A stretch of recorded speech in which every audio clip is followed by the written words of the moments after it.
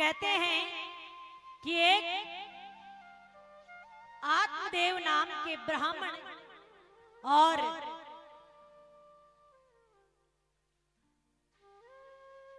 उनके यहां किसी भी चीज की कमी नहीं। एक कमी क्या, घर में संतान। पत्नी का नाम है धुंधली, जैसा नाम वैसे ही गुण। ऐसी कि 2-4 घर में लाठी चार्ज नहीं करवा दे तब तक भोजन पचता नहीं।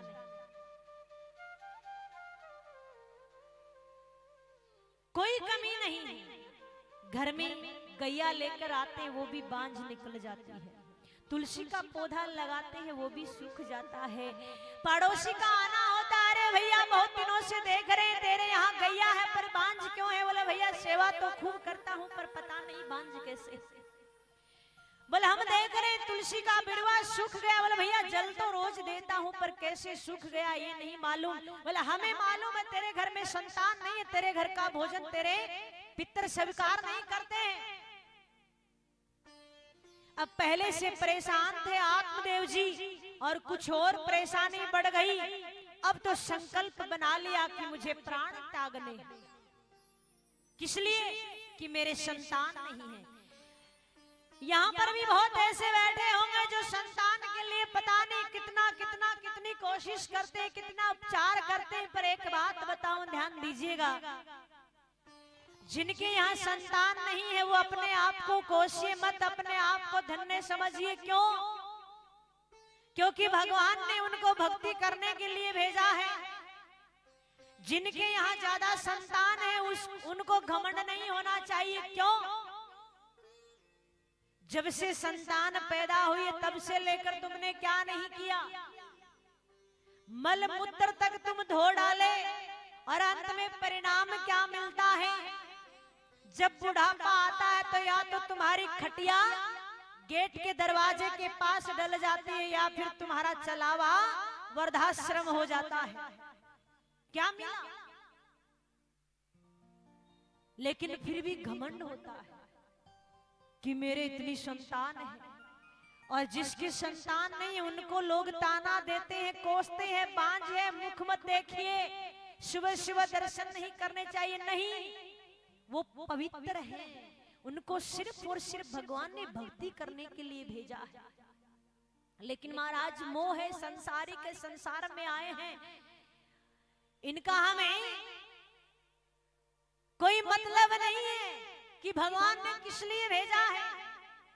हमें तो संतान चाहिए। यही हाल है आत्मदेव जी का, संतान चाहिए। जंगल में चले जाते हैं, रो रहे हैं। संतान के लिए एक संत का आगमन होता है। संत ने देखा उस जगदीश के लिए रो रहा है, कुछ इसका उद्धार करना चाहिए। पास में आते हैं, भैया क्यों रो रहे? संत को देखा, पांव पकड़ लिए, महाराज अगर आप पूछना ही चाह रहे हो तो बता रहा हूं, मेरे संतान नहीं। संत ने विचार किया, मैंने तो सोचा ये जगदीश के लिए रो रहा है, ये तो जगत के लिए रो रहा है, गलत जगह आ गया।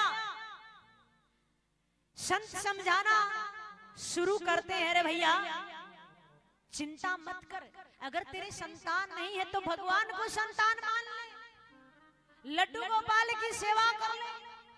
अरे बोले भैया तुमको क्या पता संतान का सुख कैसा होता है। जब वो अपनी तुतली आवाज से पापा पापा कहकर बोलेंगे और घर में जब वो घूमेंगे तो कितना सुंदर लगेगा। संत ने कहा भाई इसके समझ में कुछ नहीं आना। अंत में क्या किया, जोर से अपना सर पटका आत्मदेव जी ने उनके पांव में और कहा अगर वरदान नहीं दिया तो अब मैं प्राण त्याग दूंगा। संत ने कहा मैंने तेरे मस्तक की रेखाएं देखी, 7 जन्म तक संतान नहीं। बोले अच्छा, अब तो जोर जोर से रोने लग जाते हैं। फिर विचार करते कि 7 जन्म का देख सकते हैं तो ये वरदान भी दे सकते हैं। कहा अब तो वरदान देना ही पड़ेगा संत ने, क्योंकि संत का हृदय बड़ा नवनीत होता है, जल्दी पिघल जाता है, जल्दी दया कर देते हैं। एक फल दिया और कहा अपनी पत्नी को दे देना, बड़ी दिव्य संतान होगी। वो फल ले जाकर आत्मदेव जी अपनी पत्नी को दे देते हैं। पत्नी उस फल को खाती नहीं है, अपनी सहेली को दे देती है और सहेली से कहती है कि सुनो, तेरे यहाँ संतान की कमी नहीं है, अभी तेरा नवा गर्भ चल रहा है और तेरे यहाँ संतान हो वो मुझे दे देना, बदले में जो धन तेरे को चाहिए मेरे से ले लेना। जैसे जैसे समय गुजरा, सहेली की यहाँ से संतान लेकर आ जाती है और आत्मदेव जी बड़े प्रसन्न होते हैं, मेरे संतान हुई। नामकरण रखने की कोशिश करते हैं, लेकिन जो फल था उन दोनों ने मिलकर क्या किया, गैया को दे दिया। बोला देखे तो सही क्या इसका परिणाम क्या होगा। इधर 3 महीने बाद देखते हैं कि गैया के भी बच्चा होता है और कैसा विचित्र शरीर, तो पूरा मानव का है, कान गैया जैसे है। दोनों का नाम रखा जाता है। जो धुंधली बच्चा लेकर आई उसका नाम रखा जाता है धुंधकारी, और जो गैया से पैदा हुआ है उसका नाम रखा जाता है गोकर्ण। गोकर्ण बड़ा सरल स्वभाव का, बड़ा आज्ञाकारी, माता पिता का कहना मानता है, क्योंकि प्रेम से वो भी उनको ही माता पिता समझते हैं, आत्मदेव जी को और धुंधली को।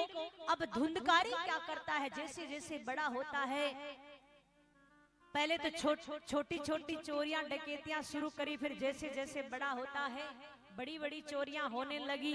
महाराज आज आत्मदेव जी परेशान इसलिए कि मैं क्या करूं ऐसे बच्चे का, नालायक, जो मेरे स्वर्ग जैसे घर को इसने नरक बना दिया। रात्रि में आता है, मस्तक पे काली पट्टी बांधकर, और पूरे घर में जहां देखे मांस के टुकड़े बिखरे हुए हैं और मदिरा पान कर कर आता है। आज फिर से रो रहे हैं। एक वो समय था जो संतान के लिए रो रहे हैं, आज वो समय आ गया कि ऐसी संतान क्यों है मेरे। यही हमारा हाल है, हम भगवान से जबरदस्ती करते हैं, ये चाहिए, जबरदस्ती करी, आत्मदेव ने संतान कैसी मिली, यही हम करते हैं, जबरदस्ती करते हैं। जबरदस्ती का फल अलग मिलता है। इसलिए भगवान के सामने जाइए, मन की बात बताइए, मन का भाव बताइए, आपकी आवश्यकता क्या बताइए, लेकिन जबरदस्ती मत कीजिए। क्यों? क्योंकि आपको नहीं पता कि उस समय वो चीज आपके लिए अनुकूल है या नहीं। कौन सी चीज कौन से समय में आपके लिए सही है, ये इस बात का पता उस परमपिता परमेश्वर को है, आपको नहीं। इसलिए कभी जबरदस्ती मत करना। आत्मदेव जी परेशान हैं और गोकर्ण जी पास आते हैं, समझाते हैं, पिताजी क्यों परेशान हो, कि बेटा तू ही बताइए मुझे क्या करना चाहिए। इतना वैराग्य नहीं है कि मैं घर छोड़कर जंगल में चला जाऊं और इस घर में रहूं तो कैसे रहूं। धुंधकारी ने नरक बना दिया है और इतना सुंदर पूरी रात्रि में बैठकर उनको ज्ञान देते हैं कि वो तुरंत वन में चले जाते हैं और 10वें स्कंद का श्रवण करते हैं और प्राण त्याग देते हैं। इधर धुंधली से धुंधकारी धन मांगता है, धुंधकारी अपनी माँ को पीट देता है। रात्रि में धुंधली जाकर कुएं में गिरकर प्राण त्याग देती है। अब गोकर्ण जी भी विचार करते हैं मैं क्या करूंगा, यहाँ वो भी तीर्थ यात्रा पे चले जाते हैं, घर में अकेले रहते हैं। धुंधकारी 5-5 वेश्याओं को लाकर रखने लग जाता है और महाराज वेश्याएं विचार करती है ये रोज चोरी करता है, एक ना एक दिन पकड़ा जाएगा, इसका कुछ करना चाहिए। और 5 वेश्याएं मिलकर उसको मार देती है। जितना भी धन था सब लूट कर बांट कर आपस में चली जाती है। धुंधकारी की बड़ी दर्दनाक मृत्यु हो जाती है। पता लगता है गोकर्ण जी को, तो गया जी में श्राद्ध करवाया जाता है, लेकिन फिर भी उद्धार नहीं होता है, प्रेत योनि प्राप्त होती है। प्रेत योनि प्राप्त होती है। इधर घूमते घूमते अपने घर वापिस आते हैं गोकर्ण जी, और जैसे घर में वो जाप कर रहे थे, कभी कुत्ते की बिल्ली की आवाज आती है। हाथ में जल लेकर पूछते भैया कौन? अरे भैया मैं हूँ धुंधकारी। बोले अरे दुष्ट पापी तू तेरा गया में श्राद्ध करा दिया फिर भी उद्धार नहीं हुआ। बोले नहीं भैया, गया में एक नहीं दो नहीं 100 बार अगर श्राद्ध करा दे तो भी मेरा मोक्ष नहीं हो सकता, मेरे लिए कुछ कीजिए। बोला हाँ ठीक है। सवेरे जल्दी उठे गोकर्ण जी, सूर्यनारायण भगवान को रोका और कहा महाराज ये बताइए प्रेत योनि जिसको प्राप्त है उसके लिए क्या करना चाहिए। कहा सप्ताह पारायण करवाना चाहिए और सप्ताह पारायण करवाया। धुंधकारी प्रेत है, ऐसे बैठ नहीं सकता, हवा ठहरने नहीं देती। साथ सप्त ग्रंथि का बांस मंगवाया जाता है और धुंधकारी को कहा जाता है इसमें आकर आप बैठिए। और जैसे जैसे 7 दिन की कथा पूर्ण होती है सप्त ग्रंथियां फट जाती है और उसमें से एक दिव्य पुरुष निकलता है धुंधकारी। जैसे दिव्य पुरुष निकलता है और जय जयकार कर रहा है, भैया बहुत अच्छा किया बहुत अच्छा किया। इधर से भगवान के पार्षद आ रहे हैं विमान लेकर कि भैया हम तो जा रहे हैं। और गोकर्ण जी कहते कैसे ऐसे कैसे, कथा तो सबने श्रवण करी है और विमान एक के लिए आया है। भगवान की जो पार्षद थे उन्होंने कहा कथा श्रवण करने में भी भेद होता है ना। कैसे, ध्यान से सुनिए। श्रोता 3 प्रकार के होते हैं। एक तो होते श्रोता, एक होते श्रोता और एक तीसरे नंबर के होते श्रोता।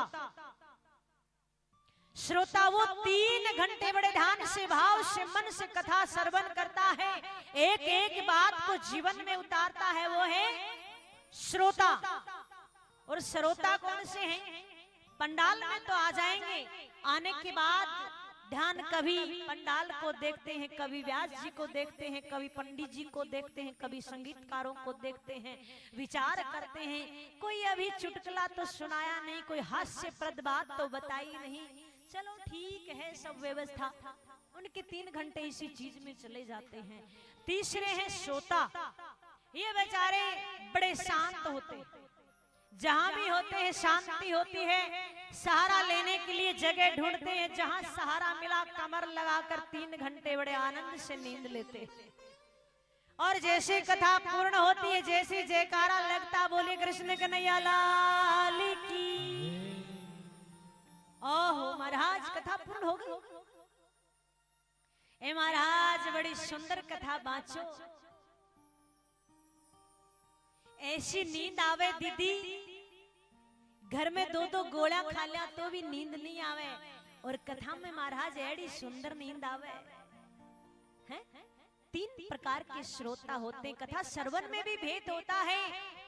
सभी भक्त ने कहा महाराज अब क्या करें, सभी उदास हो जाते हैं और दोबारा से कथा करवाई जाती है। सभी बड़े ध्यान से भाव से कथा श्रवण करते हैं, एक एक बात को जीवन में उतारते हैं। और जैसे ही कथा पूर्ण होती है तो सभी के लिए भगवान के पार्षद विमान लेकर आते हैं। जिस प्रकार से भगवान जी जब सवधाम, श्री राम जी सवधाम जाने लगे तो सभी अयोध्या वासियों को साथ लेकर गए, उसी प्रकार से विमान आते हैं और सभी भगवान के धाम चले जाते हैं। ऐसी है ये दिव्य सुंदर कथा।